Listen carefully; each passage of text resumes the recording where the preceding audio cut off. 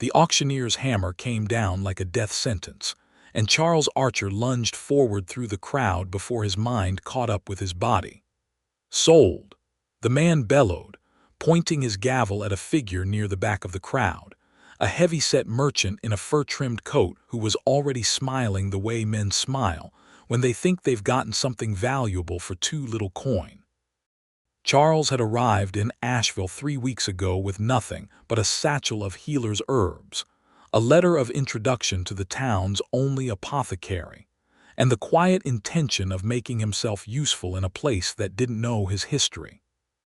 He had spent 6 years in the cloister of the Pale Arch, learning to grind powders and recite prayers over the wounded, and then one morning he had folded his gray robe neatly on his sleeping mat, walked out through the eastern gate, and never looked back. Not because the brothers were unkind, because he was suffocating in a life that had never been truly his. Asheville sat in the Vethrun Valley, a volcanic bowl where hot springs steamed from the earth between limestone formations, and the air smelled perpetually of sulfur and mineral heat. The town had grown around the springs because the warm ground extended the growing season, because the baths drew merchants traveling the mountain roads, and because the volcanic stone made for excellent mortar. It was a prosperous, mean-spirited little place, full of people who had clawed their way up and intended to keep whatever they'd grabbed. Charles had been crossing the market square toward the apothecary when he'd heard the crowd gather around the auction platform near the southern gate, and he'd told himself he wouldn't look. He'd told himself it wasn't his concern. Then he'd seen her standing on that platform. She stood with her wrists bound in front of her by a hemp rope that was frankly embarrassing as a restraint for someone of her size, because the woman on the platform was an orc chieftess in every visible detail. She was tall, probably 2 hands above Charles's own considerable height, with the broad shoulders and lean, carved muscle of someone who had trained with weapons from childhood. Her skin was a deep olive green that caught the late afternoon sun and gave it back with something richer, and her tusks curved upward from her lower jaw in short, elegant points that she had clearly taken care of, one of them fitted with a small iron ring. Her hair was thick and dark, pulled back from her face in a coiled braid that was coming apart from whatever had happened to her before she ended up on this platform. She wore her armor still, or what remained of it. Fitted leathers dyed the dark red of dried blood, shaped and stitched to follow the lines of her body, a bodice laced tight from hip to collarbone over a sleeveless underlayer of dark-oiled wool. Across her shoulders, draped over the fitted leather like a banner of rank, hung an enormous war cloak, heavy wool dyed black and stitched along the hem with red thread in the angular patterns of the northern orc clans. It was the one thing about her that seemed impossible to ignore, that cloak, because it was clearly a garment of authority and she wore it as such, even bound, even on an auction block, even surrounded by people who were pricing her like livestock. Her face was still, not broken, not afraid, still. And Charles had watched the hammer fall. He had approximately 4 coins of silver to his name, a satchel of herbs, and absolutely no plan. He pushed through the crowd anyway. "I'll match the offer," he heard himself say, which was a lie so immediate and complete that several people near him turned to stare. The auctioneer squinted down from the platform. "Sales concluded, friend. The merchant hasn't paid yet. He's got credit with this house. I'll pay now, in coin." Charles held up the 4 silvers, which represented everything he owned in the world except the clothes on his back and the satchel. The crowd shifted. The auctioneer's eyes went to the coins and then to the merchant near the back who had stopped smiling. The woman on the platform was watching him. He felt her gaze like a hand pressing flat against his sternum. "That's Goran's money," the merchant said, pushing forward. His name, Charles would learn shortly, was Foss Drelick, and he ran 3 of the 4 bathhouses in Asheville and had very specific ideas about what an orc war prize could be made to do. "The sale is done. The sale is done when coin changes hands," said a new voice, dry and civic as old paper. This came from a small, round woman standing at the edge of the crowd in a magistrate's sash, who had clearly wandered over to see what the noise was about. Her name was Aldred, and she was the town's keeper of legal weights and measures, which meant she had opinions about process. If this man's offering coin in hand, the house has to hear it. The auctioneer looked from Charles to Drellick to the magistrate and then, visibly, at the 4 silvers again. Charles watched the math happen behind the man's eyes. Drellick's credit was good, but credit was not coin, and the auction house had bills of its own. 5 silver, Drellick said. Charles had no 5 silver.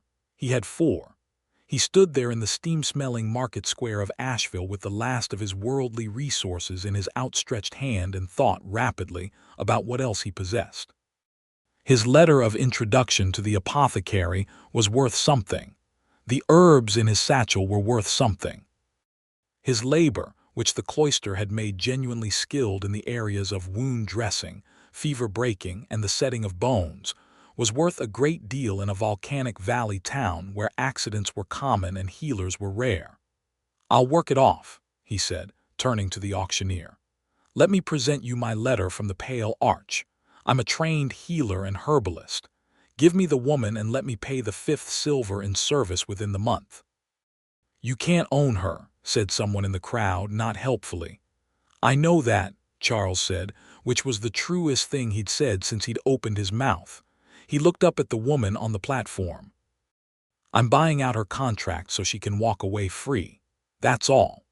The auctioneer conferred with 2 men beside him in low, irritated tones. Drellick was making objections that grew increasingly formal and therefore less effective. The magistrate Aldred had produced a small notebook and was writing in it, which seemed to make everyone nervous.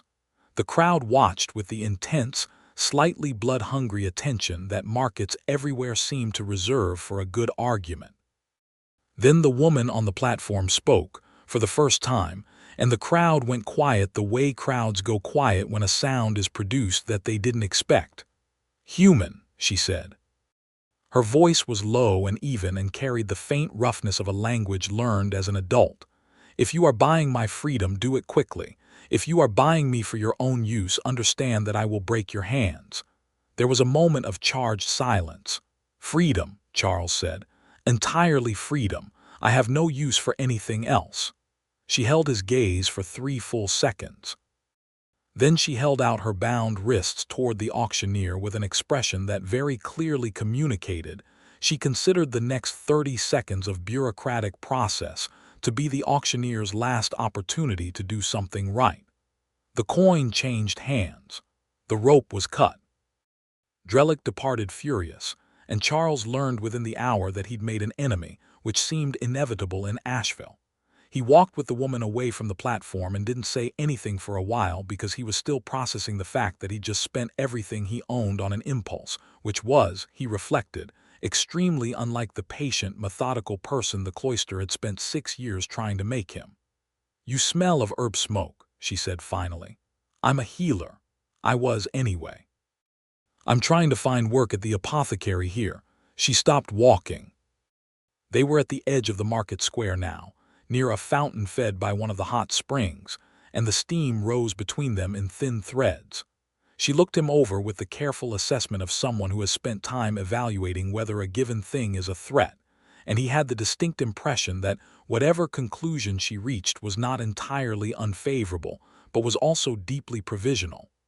"I am Merble Bonecrusher," she said, "Chieftess of the Ashcarn. I was taken 3 weeks ago by slavers working the northern roads. Charles Archer," he said, "former lay brother of the Pale Arch.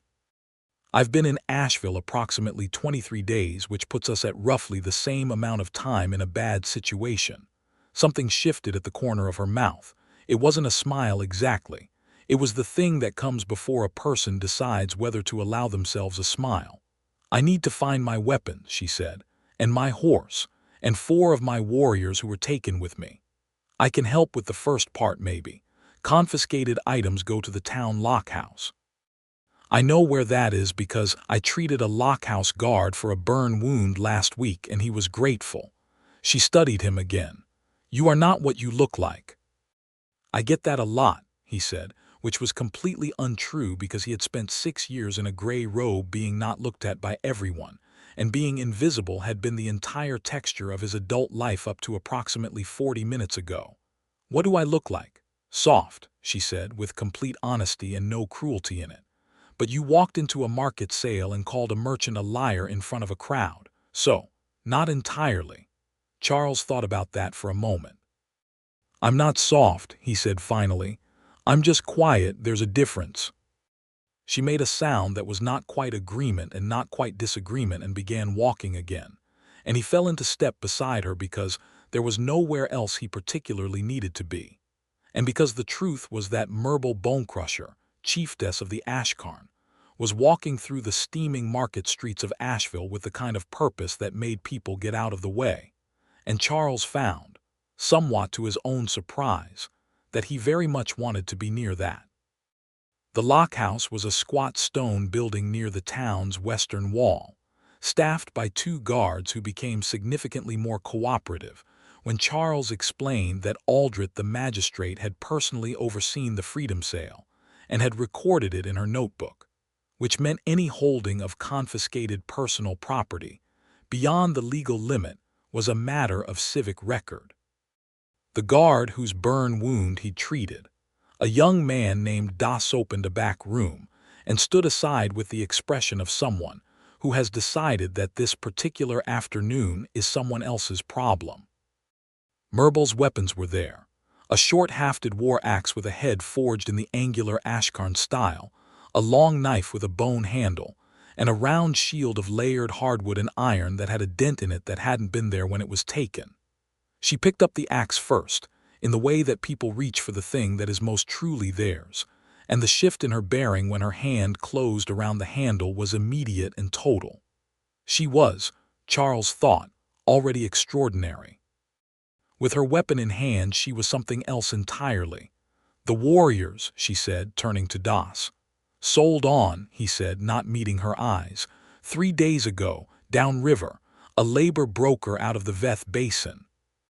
The silence that followed that was a very specific kind of silence, and Charles watched Merble's jaw set and her eyes go somewhere briefly that he didn't want to follow her into because it looked like a place where grief lives.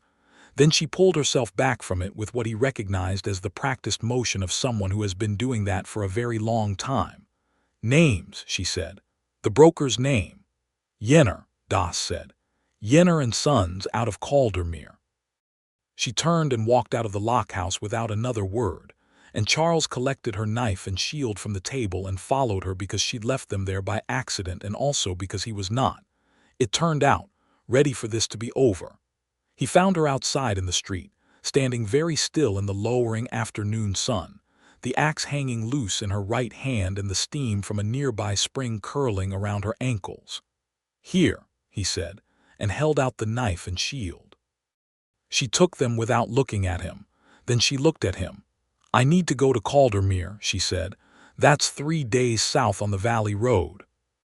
The road goes through the worst of the thermal fields. They call it the Smoke Walk because the vents make the path hard to see.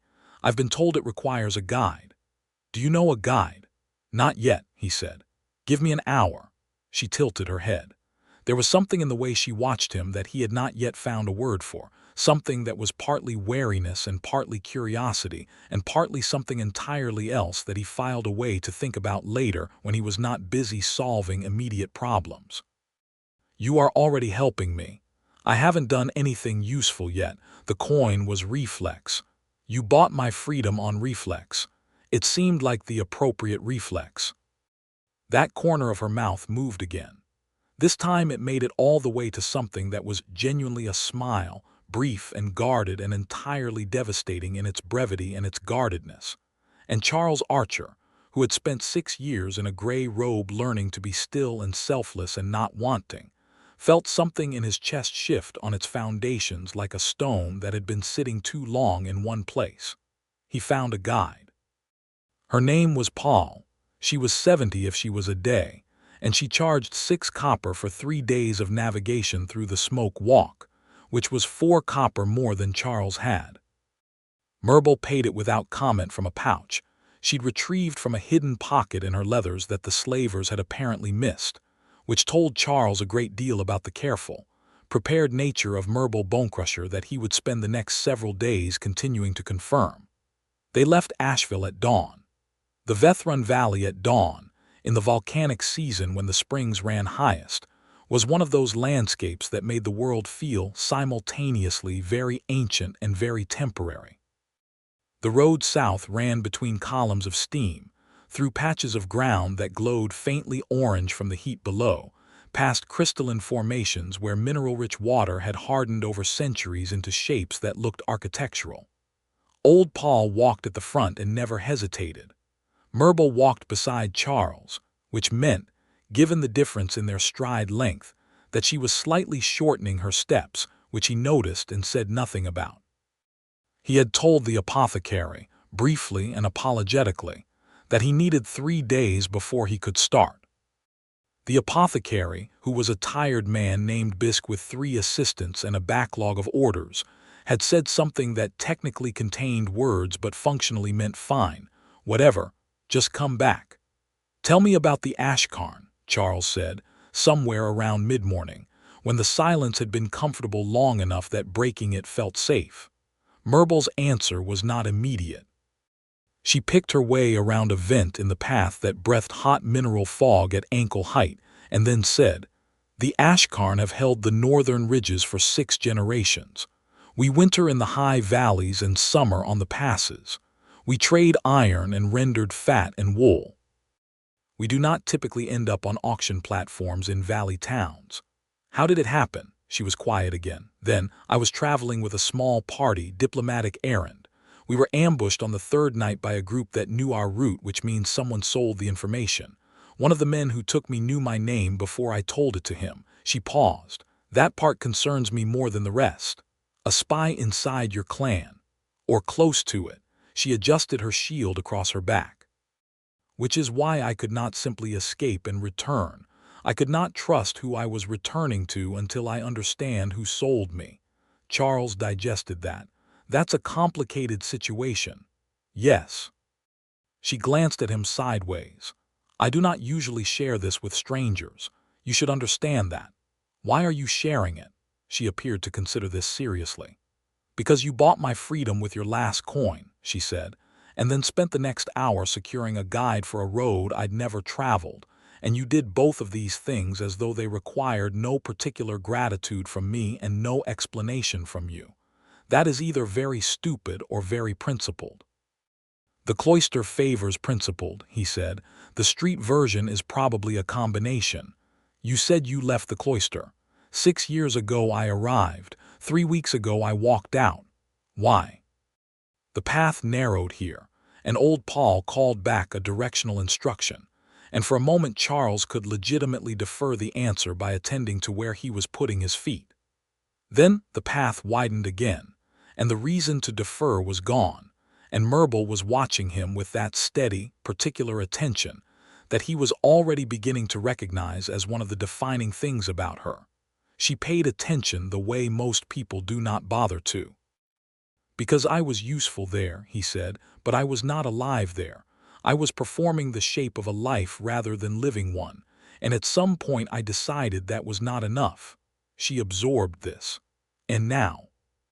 Now I'm walking through a volcanic valley with 4 copper to my name and apparently a developing conflict with a bathhouse merchant." He paused. "Which is, objectively, more alive?" She made the sound again, the one that wasn't quite agreement and wasn't quite disagreement, except this time it was warmer, and Charles decided that was progress. They camped the first night at a way station built from the pale volcanic stone, a traveler's shelter with a fire pit and a water barrel filled by the mineral spring nearby. Old Paul rolled herself into her bedroll with the efficiency of long practice and was asleep within minutes. Charles tended a small fire. Merble sat on the stone ledge across from him, her axe across her knees, and did not sleep. "You don't have to stay awake," he said. "I'll take first watch. I am fine. You've been bound and on a platform and traveling since dawn. No one is fine under those circumstances." "I am fine," she repeated, but quieter, and he recognized the stubbornness in it as the specific stubbornness of someone who has learned not to show weakness because weakness has been used against them. "Then rest while I watch," he said, which was technically different from sleeping and gave her the distinction she needed.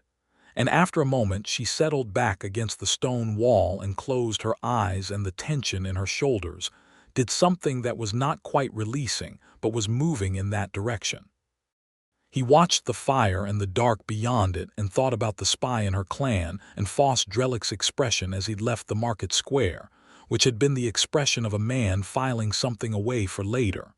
3 days south, 3 days back. He was already calculating whether Bisk would wait for a week. He looked at Myrble, asleep now or near enough, the firelight laying copper over the angles of her face and the curve of her tusks, and the spill of dark hair that had come loose from its braid entirely and lay across her shoulder. The war cloak was wrapped around her, and she had pulled it tighter in her sleep, and it occurred to Charles that she had been wearing it since the auction block because it was the one thing the slavers hadn't taken from her, and whatever rank and identity it represented, she had kept it wrapped around herself through all of it like an argument she refused to concede. He was not, he told himself firmly, falling in love with Myrble Bonecrusher. He told himself this with the confidence of a man who has already started falling. The second day through the smoke walk was harder. The thermal vents were more frequent and less predictable, and twice old Paul had to backtrack when the path ahead steamed too thickly to navigate. It was mid-afternoon when the gale came. The valley funneled weather in strange ways. Paul had mentioned this in the way experienced guides mention things they consider obvious, and the gap between two ridge formations to the east acted like a bellows when the highland winds were right. The gale that came down through that gap was not slow about it. It arrived with the kind of sudden, committed violence that suggested it had been building somewhere else for a long time and had only just found a place to be. The temperature dropped 15 degrees in the space of a minute. The steam from the vents changed direction and thickened and swirled, and Charles, who was wearing a traveler's jacket that had been adequate for the valley's mild volcanic warmth, was immediately and completely cold in the specific way that takes the breath before it takes the warmth.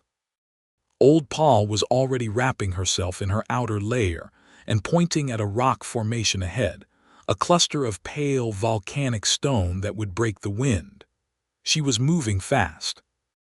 Myrble was already moving, and then she stopped and turned back, and Charles, who had stumbled slightly in the first blast of the gale, found himself looking at her. She looked at him. She looked at his jacket. She looked at the wind. And then, with the brisk, efficient motion of someone doing something practical rather than significant, she unclasped the war cloak from her shoulders and draped it over his. The weight of it was enormous and immediate, heavy oiled wool dense enough to block the wind entirely, and the warmth it held from her body transferred to his in a wave that was almost embarrassing in its completeness. It smelled of volcanic mineral and something warmer and more personal that he did not examine closely. It came down to his mid-thigh and wrapped around his shoulders with the width of something designed for her frame, which meant on him it covered nearly everything. "Practical," she said, in the same brisk tone she might use to tie a rope knot. "You'll lose your heat faster than I will. Orc constitutions run warmer." She turned back toward the rock formation and continued walking. Charles stood in the gale with her war cloak around his shoulders, and did not move for approximately 3 seconds, which was enough time for the coat to settle and the warmth to spread, and for him to understand that Myrble Bonecrusher had just given him the most significant garment she owned, the one she had kept through slaver chains and an auction block, and had called it practical. He caught up to her before she reached the rocks. Old Paul was already wedged into a gap in the formation, out of the wind and utterly unconcerned. "Myrble," he said. "The wind is coming from the east," she said, not looking at him. "It will pass in an hour. The formation gives good shelter." She settled her back against the stone and pulled her axe across her knee with the air of someone arranging a camp rather than feeling anything in particular. "This is your war cloak," he said. "It is a piece of wool," she said. Sit down. You're still cold, I can see it in your face. He sat down beside her, close enough that the stone was warm from her presence on the windward side. The gale screamed above the formation and deflected off the rock. Inside the shelter it was bearable. No one's done something like that for me in a long time, he said. Maybe ever. She looked at him then directly and fully, in the way she rarely looked at anyone directly unless she had made a deliberate choice to do it. Her eyes were dark amber, he noticed for the first time in light clear enough to be certain, and there was something in them that was complicated and careful and very present. You bought my freedom, she said, with your last coin, without asking for anything. That was different. Was it? She held his gaze. He didn't have an answer for that. The gale pushed against the stone above them, and the steam from a nearby vent swirled in the wind, and old Paul appeared to have gone to sleep sitting up, which was impressive. Charles sat with the Chieftess's war cloak around his shoulders and felt, in the specific way that people feel things they have been being careful not to feel, that the ground had shifted under him again, and this time more substantially.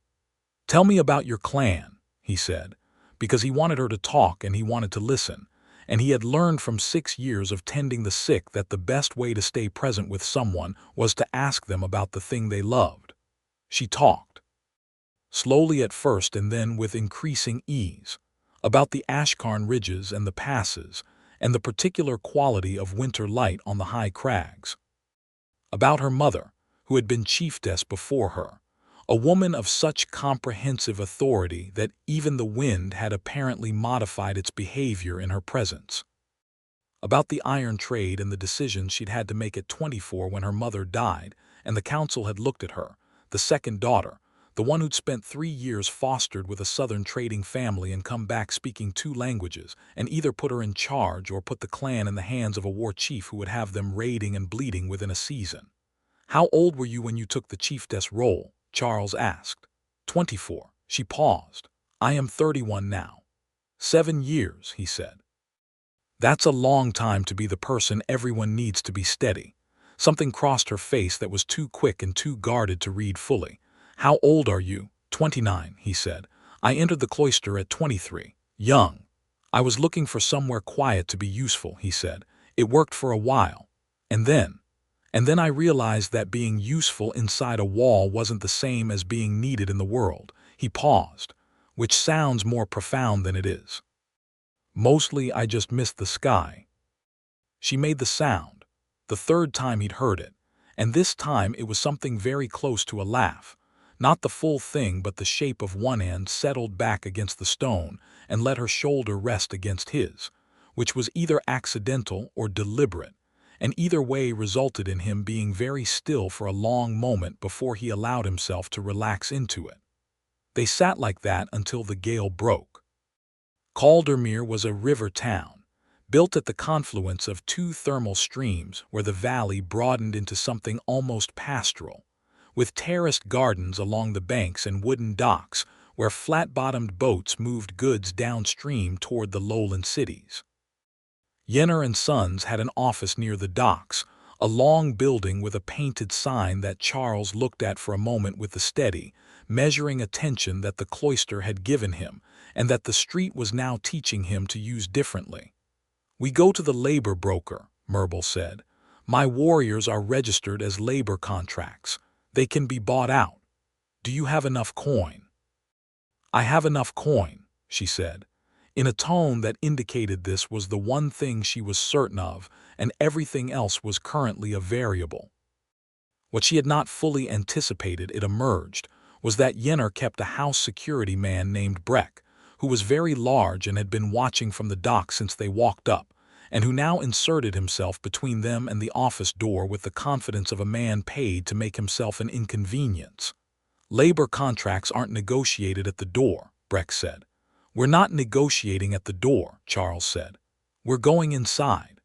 The broker doesn't see walk-ins. He'll see this one, Merble said. The exchange might have become physical in an unpleasant direction, except that a different sort of man appeared in the office doorway at that point older, in a business coat, with the calculating eyes of someone who had spent a career reading what things were worth. This was Yenner himself, and he looked at Myrble the way people look at a thing they remember purchasing. And then he looked at Charles, and then he looked back at Myrble, and something in his expression shifted toward the guarded alertness of a man recalculating. "This is highly irregular," Yenner said. "4 Ashkarn warriors were sold to you out of Asheville 8 days ago," Myrble said. "I am purchasing their contracts." "What is the amount?" Yenner named a figure that was steep. Myrble countered with one that was steeper in the other direction. The negotiation that followed was conducted with the specific, dry, precise intensity of two people who both understand exactly what the floor and ceiling of the situation is, and are arguing about the space in between. Charles watched and provided exactly one useful intervention, which was to mention, at the right moment, that the labor contracts were registered through Asheville's Market Board, which Aldrich the magistrate oversaw, and that any irregularities in the registration would create a review, which would be slow and expensive. The amount settled at something that made Yenner look like he'd been cheated and made Myrble look like she'd paid too much, which meant, Charles judged, it was probably approximately fair. The 4 Ashkarn warriors, 2 men and 2 women, broad and watchful and carrying themselves with the controlled tension of people who have been containing their strength for a long time, emerged from the labor house in stages, and the reunion was something that Charles chose to give space to. He waited by the dock while Myrble spoke to them in Ashkarn, which was a language of compressed consonants and long vowels that he couldn't follow, but he could read the posture of it clearly enough. Relief, anger at the situation rather than at each other, the specific recalibration of a group that has been separated and is counting itself whole again. One of the warriors, the larger of the 2 men, with a scar that ran from his temple to his jaw, looked at Charles with an expression that contained a specific question. Myrble answered it without looking at Charles in Ashkarn, and the warrior's expression shifted from question to something more complicated that settled eventually into a sort of considered acknowledgement. "He wants to know who you are," Myrble said, coming to stand beside Charles at the dock. "What did you tell him?" She was quiet for a moment. "I told him you were someone I trusted," she said, "which is true." The road back to Asheville was different. There were 6 of them now, and the 4 Ashkarn warriors moved at the front and rear in an automatic protective formation that required no instruction, which meant Charles and Myrble walked in the middle of a moving perimeter together, which created an odd and oddly comfortable intimacy of proximity. "What will you do when you return?" Myrble asked him on the first night of the return journey. "Work at the apothecary," he said. "Save coin, figure out the next thing. And the next thing." He shook his head. "I haven't gotten that far. I mostly live in weeks at the moment." "A chieftess cannot live in weeks," she said. "I imagine not. Everything is a season, a winter, a campaign. Everything has a weight of time behind it and a weight ahead." She paused. I had forgotten what it was like to have a present-tense conversation with someone. He looked at her. The fire was small here, just enough for warmth, and her face in the light was composed and quiet in the way it was when she'd let herself settle. "I do those quite well," he said. "Present-tense conversations. It's one of my few notable skills. You also buy strangers their freedom. Once. And I've since decided that was present tense too." He met her eyes. "I wasn't thinking past the moment, I just couldn't let the moment pass." She held his gaze steadily. "Charles." "Yes. What are you doing?" "Having a present tense conversation," he said quietly. Something moved across her face that was not guarded this time and not brief. Something warm and direct and utterly clear. And she reached out and put her hand over his where it rested on the stone beside them. And the contact was simple and complete, and neither of them moved for a long while after that. Just the warmth of her hand on his and the fire between them and the dark of the valley on all sides. Asheville greeted their return with the exact amount of enthusiasm that a prosperous, mean-spirited town extends to anything it doesn't stand a profit from, which is to say very little. The Ashkarn warriors were noticed and discussed, and generally given a wide berth, which was presumably exactly what the warriors preferred. Charles reported back to Bisk, who assigned him a week's worth of backlogged orders with the air of a man who has been counting the days and is not going to let it pass without making a point. Myrble and her warriors took a room at the Hot Spring Inn, which was the valley's better establishment, built around an actual spring chamber that served as both a bathhouse and a gathering space for merchants. It was operated by a woman named Dalla, who was large and pragmatic, and had been in Asheville long enough to have opinions about everything and strong feelings about none of it, which meant she looked at Myrble and her group and saw paying guests and nothing else. Charles liked her immediately. The trouble with Foss Drelick announced itself on the third day. It announced itself in the form of 2 market guards appearing at the apothecary, while Charles was grinding fever bark, and informing him that a formal complaint had been filed with the market board, alleging that his intervention in the auction sale had been irregular and that the sale should be reviewed for validity.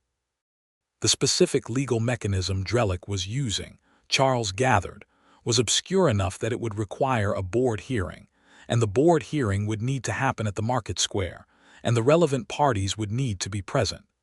"It's a delay tactic," Charles told Myrble that evening at the inn. They were in the common room, which smelled of the mineral spring from the chamber below and of the roasted grain drink Dalla served in thick cups. "He can't undo the freedom sale, but he can make it expensive and slow enough that you leave before it's settled. If you leave, the board can find in his favor in absentia and issue a warrant." "A warrant for what?" "Technically, for the proceeds of a disputed sale. Practically, it would mean anyone who caught and returned you could claim a finder's fee." He watched her face. "He's trying to recreate the conditions of the auction, but with legal cover." Myrble's expression was entirely still. "He is attempting to create a warrant so that I become a fugitive." "Yes." She set down her cup with a precision that communicated a great deal about her feelings without disturbing the surface of any single thing. "Then we attend the board hearing." "That's exactly what we should do," Charles said. "Because Aldrich has her notebook, and the notebook has the record, and the record shows the coin changed hands in a legal manner before the gavel conclusion dispute can be made to stick. But it needs to be heard and settled publicly." He paused. "There is a complication," he said. "Tell me." "The board hearing in Asheville is conducted in the market square. Public hearing, open record. Drelick has resources and connections here. He'll have people in that crowd. It will be loud and it will be unpleasant, and the board chair is a man named Wervin who owes Drelick for the rebuilding of his warehouse." Myrble looked at him for a long moment. "But it is the right arena," she said. "A public hearing has a public record. If we win, it cannot be quietly revised." "Yes, and you know what you're doing in a civic hearing. 6 years of ecclesiastical process," he said. "Yes, I know what I'm doing." She reached across the table and put her hand flat on his forearm, the same simple contact as on the road, and held it there while she looked at him with the amber eyes that did not pretend. "Charles, you do not have to do this." "I know," he said. "This is my fight. These are not your slavers. This merchant holds nothing over you." "He filed the complaint against the sale that freed you," Charles said, "which means he filed it against me, so it's mine too." He turned his arm gently until his hand could rest over hers. "Also, I find I've developed a significant personal investment in what happens to you, which I recognize makes me less than impartial but does seem to increase my motivation." She looked at him with the full attention she gave to nothing carelessly. "You know what that is," she said. It was not quite a question.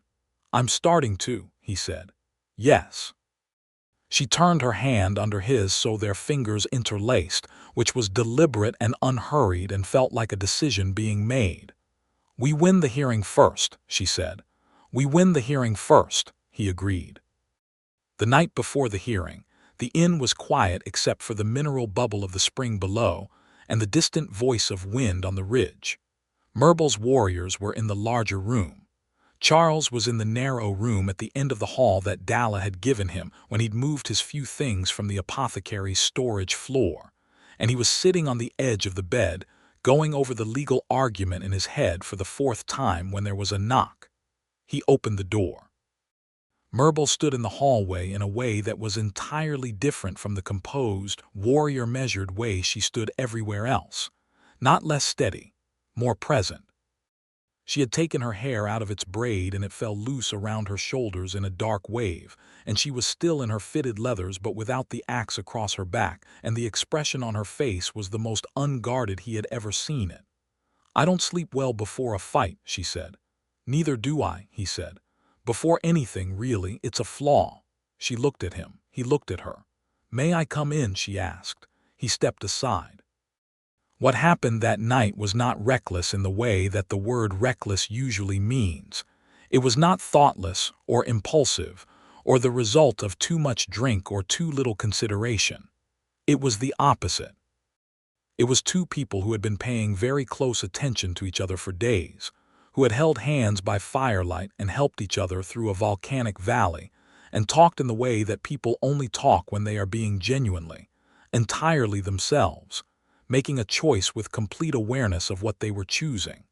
She kissed him first, which surprised him and also did not surprise him in the least, because she was Myrtle Bonecrusher, and she did not wait for things she had already decided. Her hands were warm and careful on his face, and she kissed him the way she did everything, with total, considered presence, and when she pulled back to look at him, his hands had come up to her waist without any conscious decision on his part. "This will complicate things," he said. "I know," she said. "Are you afraid of complicated?" "No," he said, and meant it. She smiled, fully this time, the smile she'd been withholding for days, and it was extraordinary, and he thought about the word chosen, about what it meant to be chosen by someone who could choose absolutely anything and had chosen this, had chosen him. And the enormity of that settled into his chest like the warmth of the war cloak settling over his shoulders in the gale, total and immediate and undeniable. The rest of the night unwound slowly and warmly, and without any of the hurry or anxiety that had characterized approximately everything else in his adult life. When the dawn came through the narrow window, she was sitting up already, watching the light, and he lay still and watched her watch it. "How do you feel?" he asked. "Clear," she said, which was not the word he'd expected and was exactly right. "Clear is good," he said. She looked at him. "Yes," she said, "it is." The market square of Asheville was full by the time they arrived, because civic hearings were one of the valley town's primary forms of entertainment, and this one had had 3 days of word of mouth to accumulate an audience. The board table was set up under the large awning on the square's south side, and Wervin the board chair was already seated, a thin-faced man in good wool who kept looking toward Drellick's position in the crowd, with the expression of a man awaiting further instructions. Drellick had brought 5 supporters, men in good coats who arranged themselves visibly near the board table. He was dressed for a formal occasion and looked confident. When he saw Charles and Myrtle approach through the crowd, his confidence developed a very slight, very controlled crack. Myrtle's 4 warriors had positioned themselves at the edges of the square without being asked, not threateningly, just present, and the crowd gave them the space they implied. Charles carried the documentation he'd spent 2 evenings preparing, the record of payment from the auction house, his letter from the Pale Arch establishing his legal personhood and good standing, a copy of the market board's own regulations regarding open bid processes. Aldrit was already there with her notebook, looking like a woman who has been waiting for someone to give her a formal setting. Wervin opened the proceedings with the particular brand of pompous procedural slow-walking that Charles recognized from ecclesiastical councils. He let it run. He did not interrupt. He let Drellick's man speak first, which they were entitled to, and listened to the argument, which was that the initial gavel had constituted a valid sale, and Charles's intervention had been irregular and potentially coercive. Then Charles spoke. He was not, he knew, impressive to look at. He was a medium-height, brown-haired former lay brother in decent but not fine clothing, and he did not have an orc chieftess's natural authority or a merchant's practiced social presence. What he had was 6 years of careful attention to the structure of arguments, and the very particular kind of calm that comes from having once spent 30 minutes talking a man down from a fever crisis at 2 in the morning, while everything in the world seemed to be going wrong at once. He laid out the timeline with the precision of someone who had memorized it cold. The sequence of events at the auction, the specific point at which the magistrate's authority had been invoked, the regulation requiring open bid consideration before gavel confirmation when a cash offer was present, the fact that Drellick's credit arrangement was, legally, a deferred payment and not a present coin, and the specific line in the market board's own regulations that defined present coin as taking precedent. He called Aldred, who read from her notebook with the flat satisfaction of a woman whose documentation was proving its worth. He cited 2 previous market board rulings, both held in the records Drellick's own warehouse had helped finance, which established the precedent he was describing. And then, at the point where Wervin was beginning to lean in the direction of his benefactor, Charles said, in the same level tone he'd used throughout, "I would also note for the public record that this complaint was filed on behalf of a man who attempted to purchase a documented free person for purposes that were not labor contracts. The magistrate's notation at the time of the sale indicates the individual's status. Filing a challenge to that sale creates a record that the complainant was in possession of that notation and chose to contest it regardless. That record is now part of the public minutes." The crowd had been audience quiet throughout. It went a different kind of quiet at this. Drellick's jaw moved without producing words. Wervin looked at his papers, looked at Aldred, looked at the crowd. The public minutes of the market board were the sort of thing that traveling merchants read to assess a town's commercial reliability. A notation in the public minutes that a prominent local businessman had attempted to legally challenge a magistrate-confirmed freedom sale was the sort of thing that could follow Drellick down every trade road he used for the next decade. Wervin cleared his throat. He ruled in Charles's favor. The crowd did not erupt, exactly. It shifted the way crowds do when something has been resolved, some in satisfaction, some in disappointment, some in the uncertain recalibration of people who had expected something to go differently. Drellick left the square without looking back. His associates went with him. Charles stood at the board table and felt something unwind from between his shoulder blades that had been there since the market guard had walked into the apothecary 3 days ago. Myrble appeared at his side. She had stood at the edge of the table throughout the hearing, present and still and entirely herself, and now she stood close enough that her arm was against his. "Late brother," she said. "Former," he said. "You were excellent," she said, with a simple directness that carried more weight than elaborate praise would have. "We won," he said. "That's what matters." She turned to face him, there in the market square with the crowd still moving and dispersing around them, and the steam from the nearby spring curling up in the morning air. She looked at him the way she had looked at him in the lockhouse when her hand had closed around the axe handle, with the recognition of something returned to its right place. "Charles," she said. "Yes. I have been a chieftess for 7 years," she said. "In those 7 years I have been practical about nearly everything. My alliances, my trade agreements, my decisions. I have been practical about everything that mattered." "I know," he said. "I am being practical about you," she said, and the corner of her mouth curved, the full smile this time, warm and direct and open in a way he was still learning the scale of. "I require you. That is practical." He laughed, which was not the response a civic square hearing typically inspired but which came entirely naturally. And she watched him laugh with the amber eyes and the open expression, and he reached up and put his hand against her jaw. And she turned her face into it with a softness that she had not shown to anything else in his presence, and the crowd continued to do whatever crowds do, and neither of them was paying attention to it. "I require you too," he said. Very practically. She pressed her forehead to his, which he would later learn was an Ashkarn gesture of recognition between people who had found each other true, and it was the most intimate thing anyone had ever done with him in a public square, and he stayed very still in it and let it mean what it meant. The days that followed had a different texture. Myrtle sent 3 of her warriors north ahead of her, carrying messages. The fourth, the one with the scar whose name was Durak, stayed in Asheville and watched Charles with the evolving expression of a man reassessing something he'd initially dismissed.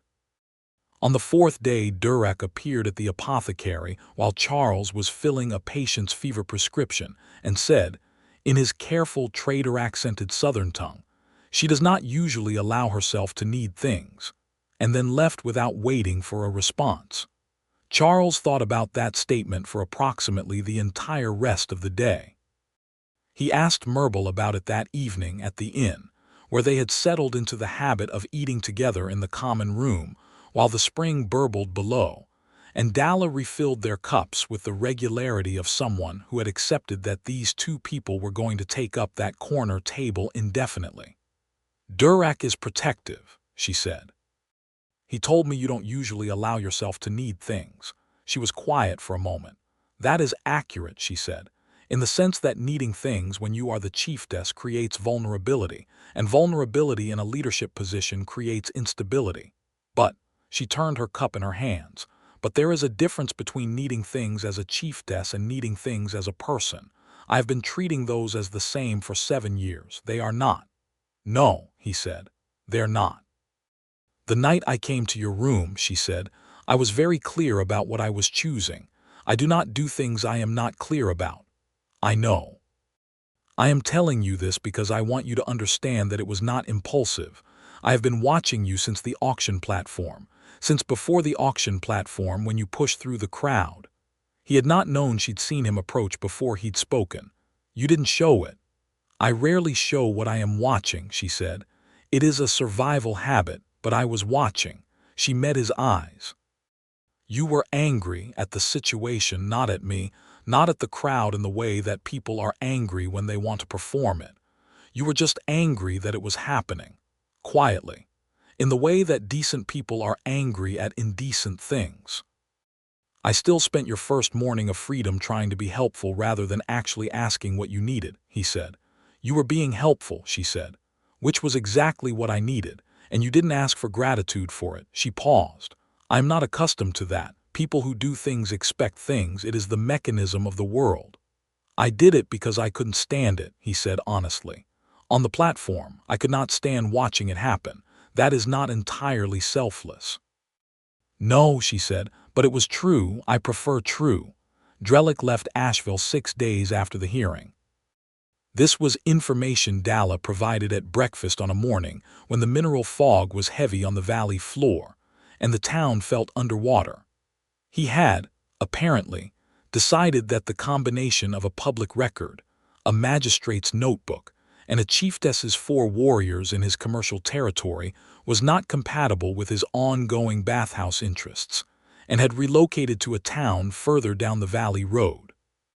Myrtle received this news with the satisfaction of someone who had anticipated it and was not surprised, but was nonetheless pleased to have the prediction confirmed.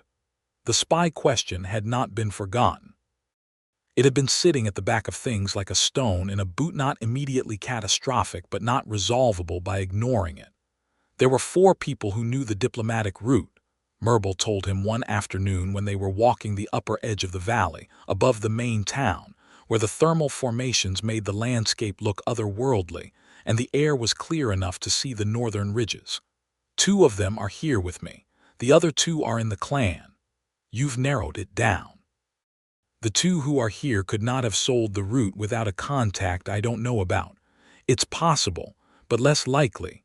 She walked in silence for a moment. "The 2 in the clan are Torsh, who is the senior trade master, and a woman named Yeva who manages the route records. Do you trust them?" "I trusted everyone," she said, which was not quite an answer but told him something about the nature of the hurt involved. "You can't go back until you know," he said. "I cannot go back until I know," she agreed. "Which creates a situation." He thought about this while they walked, past a crystalline formation that caught the thin afternoon sun and scattered it into spectral fragments, past the place where a hot spring bubbled up through a crack in the stone and ran down the hillside, in a channel that the town had partly captured for the bathhouses. Send Durak north with a message that appears to come from you but contains a false piece of information, he said. Something specific enough to be actionable. Route information for a diplomatic errand that isn't happening. If it gets sold, you'll know it came from the message chain. If it doesn't, you'll know the leak is in the clan and not in how you communicate. She stopped walking. He stopped beside her. That is, she said, an extremely clean solution. It's an ecclesiastical council trick, he said. In the cloister, when there were leaks in the infirmary records, the prior would put different versions of the same information in different brothers' summaries. Whoever's version got out was the source. She looked at him with the expression that she had started wearing around him more often lately, the one that was warm and particular and not at all Chieftess composed, but was something much more and better. "Charles," she said. "Yes." She put her hands on his face and kissed him there in the volcanic hillside above Asheville, with the northern ridges visible in the far distance, and the spectral light scattered from the crystal formations all around them. And it was entirely different from the careful, private intimacy of the in-room, and entirely the same thing. And he put his arms around her and kissed her back with the simple completeness of a man who has stopped being careful about what he wants. When she pulled back, she left her hands on his face for a moment and looked at him with clear amber eyes. "I am going to keep you," she said. "I'm planning on it," he said. She kissed him again, briefer, and took his hand, and they walked back down the hill together. Durak carried the message north. It took 8 days, which Charles spent working at the apothecary with genuine absorption, because Bisk turned out to be a more interesting person than he'd appeared in their first harried encounter. A man who had been studying the medicinal properties of the valley's unique mineral water plants for 20 years, and had a record book of observations that were genuinely sophisticated. On the 9th day, Durak came back.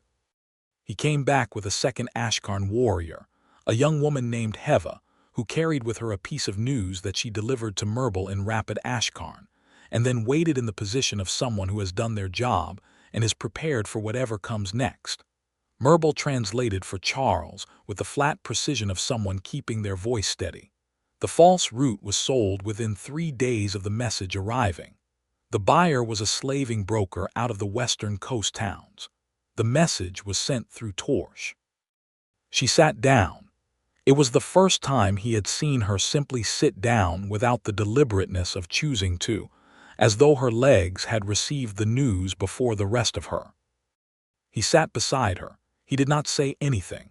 He put his arm around her and she leaned against him with the specific weight of someone allowing themselves to be held rather than holding everything else up, and he felt the slow exhale of it against his shoulder.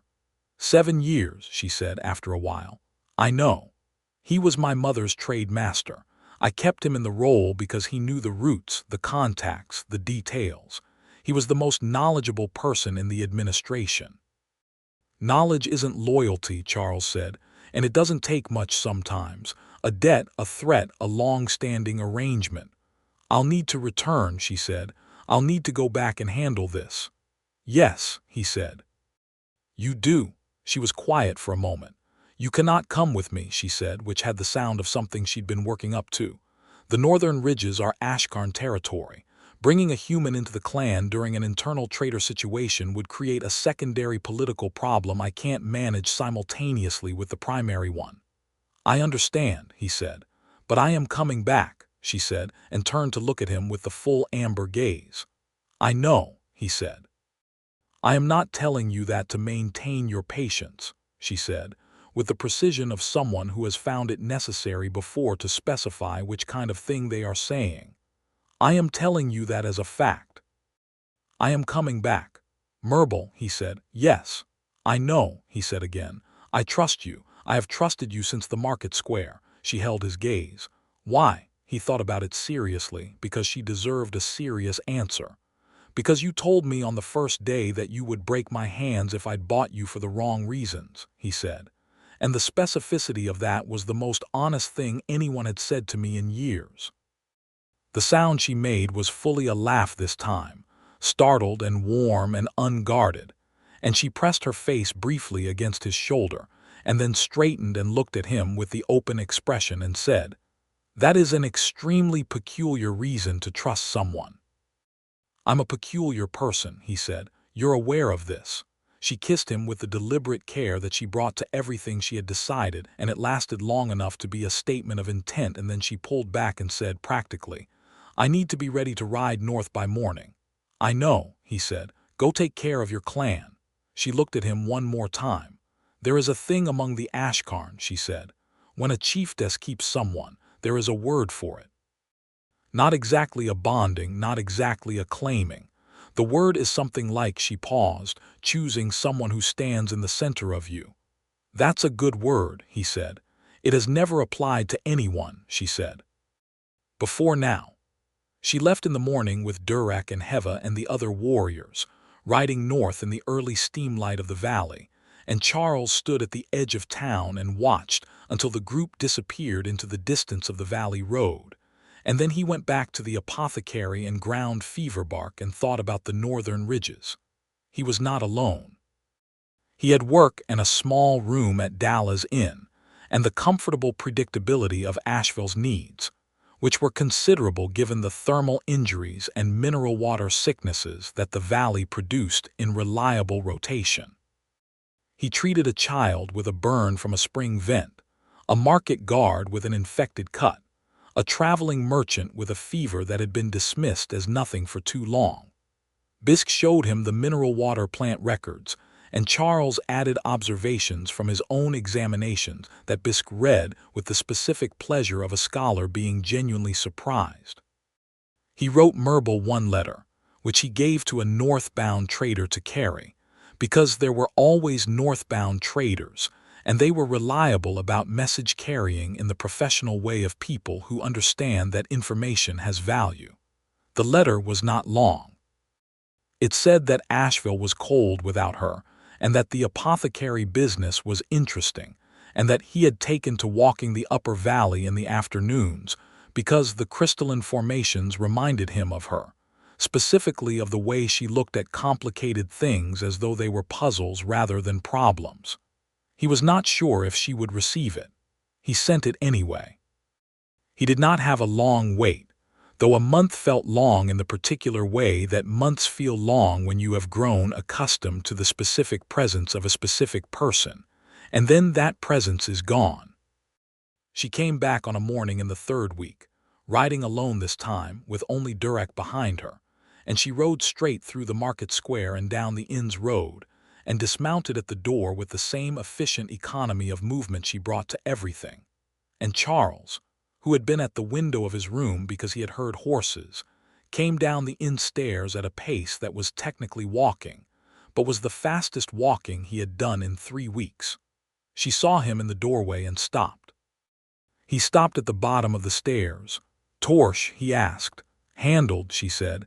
"He is no longer in the clan administration. The justice of it was public and formal." She paused. "He will not sell roots again. Are you all right?" Something moved in her face. "It was necessary," she said. "It was just. It was still," she paused, "the end of something I had trusted." "Come inside," he said. She came inside. Dalla produced hot drinks and the particular discretion of someone who understood the room. Durak took the horses. Charles and Merble sat in the common room at the corner table that had become theirs, and he did not ask her to explain anything she wasn't ready to explain, and she talked when she was ready and was quiet when she was not. After a while she looked at him with the amber eyes that had gotten easier to read over the weeks of knowing her. They had never been unreadable exactly, only guarded, and the guards had been coming down one by one and said, "I received your letter." "Good. You said the crystalline formations reminded you of me." "They do, the way you approach things that are complicated." She watched him. "You were not afraid I wasn't coming back." "I was a little afraid," he said honestly. "Fear and trust coexist. Being afraid doesn't mean you don't believe someone. It just means you care about the outcome." She reached across the table and put her hand over his. "I thought about what I would do when I came back," she said. "About what I wanted, what came next. And I am 31 years old," she said. I have been a chieftess for 7 years. I have been careful and measured and practical for most of my adult life." She paused. "I would like to stop being careful about this one thing." "What does that mean in practice?" he asked, though he thought he understood. "It means," she said, "that I would like you to come north with me, to the Ashkarn territory. When the clan situation is settled enough to manage a guest." She looked at him steadily. "Not as a guest, actually. That was not the right word. The Ashkarn have a place for the person who stands in the center of someone. It is not a small place."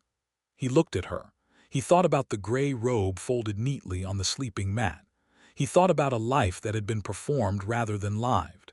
He thought about the war cloak settling over his shoulders in the volcanic gale, warm and heavy and entirely unexpected, and the word she'd used for it, practical. "Yes," he said. She smiled, the full open smile that had been rare in the beginning and was less rare now, and was still every time something he felt in his whole body. "I also," she said, "received a proposition through Dalla from the Hot Spring Inn's proprietress about a healer's position at the Valley Clinic that was recently vacated. I may have discussed it with Dalla on my way in, as a preliminary arrangement for the period before we leave."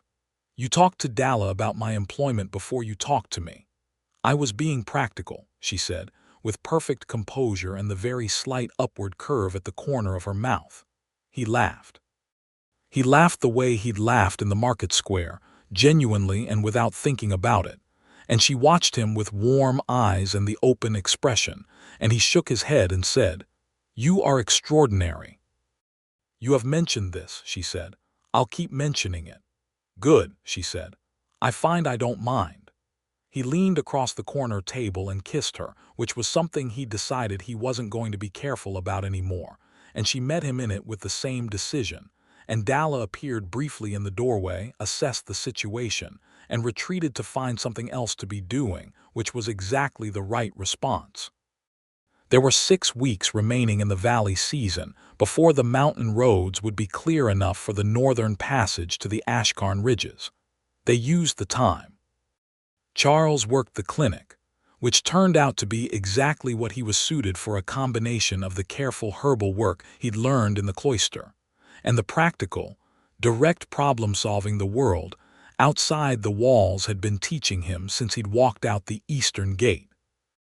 The valley's mineral water had applications he was only beginning to understand, and Bisk spent 3 evenings a week in increasingly animated collaboration that produced a running record of observations. Both men considered their best work.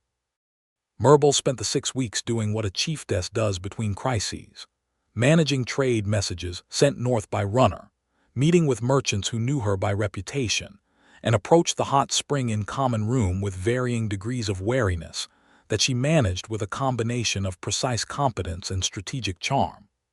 On 2 occasions, she rode with Durak to towns further down the valley to settle disputes about Ashkarn trade agreements that had been disrupted by the complications of her capture.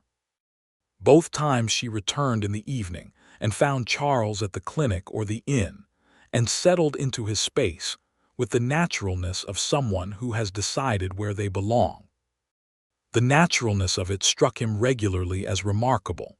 He had spent 6 years in a gray robe learning to need nothing and want nothing, and this woman had walked into his life with her bound wrists and her war cloak and her amber eyes, and had dismantled that arrangement completely, and the dismantling felt like the most sensible thing that had ever happened to him.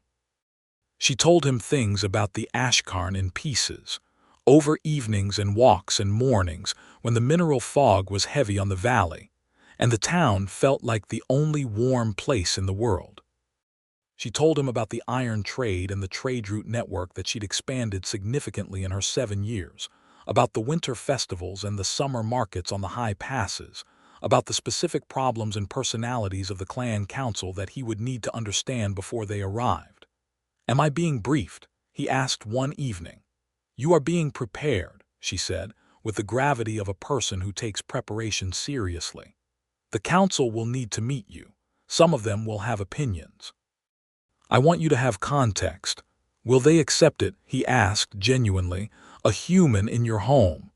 She was quiet for a moment with the honesty she gave to hard questions.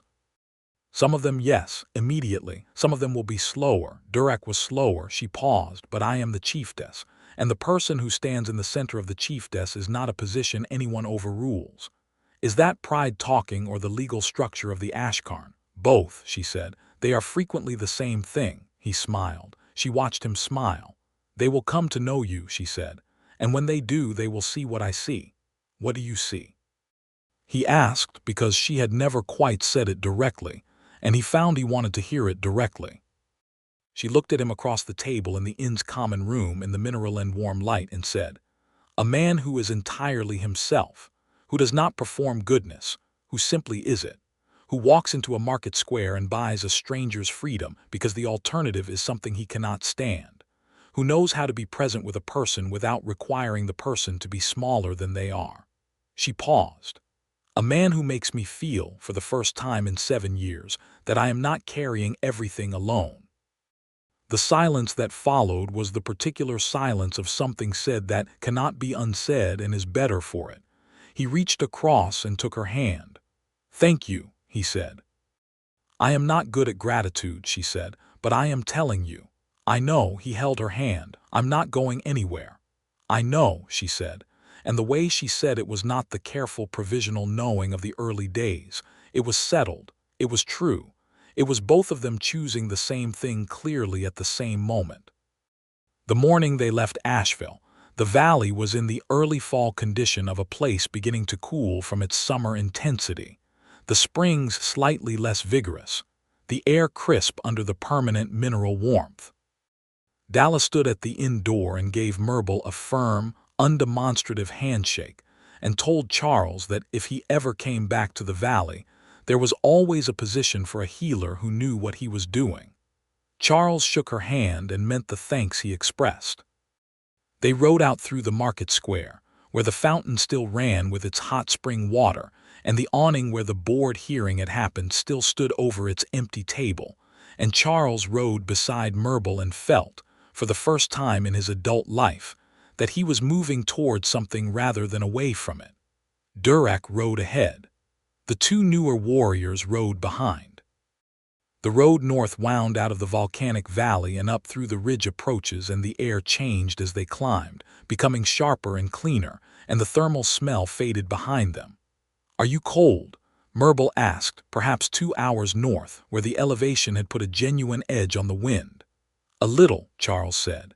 She reached back without looking and unclasped the war cloak from her shoulders with one hand and held it out to him as she rode. He took it. He settled it over his own shoulders. The weight was exactly as he remembered from the gale and the smoke walk, enormous and immediate and warm, the red-hemmed wool and the angular Ashkarn stitching. "Practical," she said, with complete composure, not looking at him. "You always say that," he said. "It is always true," she said. He laughed. She kept her face forward and the corner of her mouth curved, the private version, the one that was entirely his, and the mountain road opened ahead of them between snow-dusted ridges, and the sky above was the particular blue of altitude and autumn and something beginning. The Ashkarn territory came into view in the late afternoon of the second day, spread across a high valley that backed up against a ridge of pale granite. The clan structures built in the angular practical style of people who understand weather, the cooking fires visible from the road as small orange points in the cooling air. There was a moment at the crest of the last rise when they stopped and looked down at it, and Myrtle was still beside him on her horse, and her face had the look of someone returning to the thing that was most truly theirs after a very long time away. "Home," he said. "Yes," she said. Then she glanced at him. "For both of us, if you'll have it." He looked at the valley and the fires and the pale granite ridges and the particular quality of light at altitude in the fall. He thought about the gray robe on the sleeping mat. He thought about the way the door of the eastern gate had sounded when it closed behind him, not a finality but a beginning. "Yes," he said, "I'll have it." She reached over and took his hand, the two of them on horseback on the crest of the ridge with the Ashkarn home valley spread below them, and she held it without looking away from the valley for a moment, And then she clicked her horse forward and he followed, and they rode down together into the warmth of the fires and the life that was waiting. Durak met them at the edge of the settlement and gave Charles a look that had shed, somewhere over the last 6 weeks, its last significant remnants of assessment, and become simply familiar. He said something in Ashkarn that made Merble respond with a short syllable that sounded like agreement, and then he took the horses. The clan council met them the next morning, 7 faces ranging from openly curious to carefully neutral, to one weathered woman of 60-something who looked at Charles for a very long time with an expression that reminded him strongly of his old prior, and then said something that Merble translated as, "He has good eyes, the kind that pay attention." Charles looked at Merble. "I told you," she said, with the quiet satisfaction of someone whose prediction has come true. The weathered woman, her name was Cass, and she was the eldest of the council and had been Merble's mother's closest advisor, said something further that took Merble a moment to translate, and that came out as, "She has been lighter since she came back. I did not know the Chieftess could be lighter." Charles thought about the Gale and the war cloak, and the way she had said practical in the tone of a person who has decided something important and is willing to announce it sideways. He thought about the locked house and the market square and the night at the inn and every conversation along valley roads and volcanic hillsides. He thought about what it meant to be chosen by someone who could choose anything, and what it meant to choose back with the same completeness. He was not the man he had been in the gray robe. He was not entirely sure yet who he was becoming, but he was becoming it here, in this high valley, with this woman, and that seemed to him to be the right direction to be moving in. Merble stood beside him in the morning light of the Ashkarn territory, and the council dispersed around them to the day's business, and she turned to look at him with the open amber gaze that did not pretend. "Well," she said. "Well," he agreed. "There is a great deal of work," she said. "The trade routes, the winter arrangements, the administration since Torsh." She paused. "There is a great deal." "Show me what needs doing," he said. "I'm good at useful." She looked at him. The expression she wore was the full one, the open, warm one that was not Chieftess composed but was something much larger, and she reached up and touched his face with the same deliberate care she had brought to the very first time, when she'd said, "This will complicate things," and he'd said, "I know," and meant, "I don't mind." "You are more than useful," she said. "You should know that." "I'm learning," he said. "You're a good teacher." She made the sound, the warm one. The laugh. Shapan took his hand, and they walked together into the deep morning of the mountains, and the life ahead of them was wide and real and entirely their own.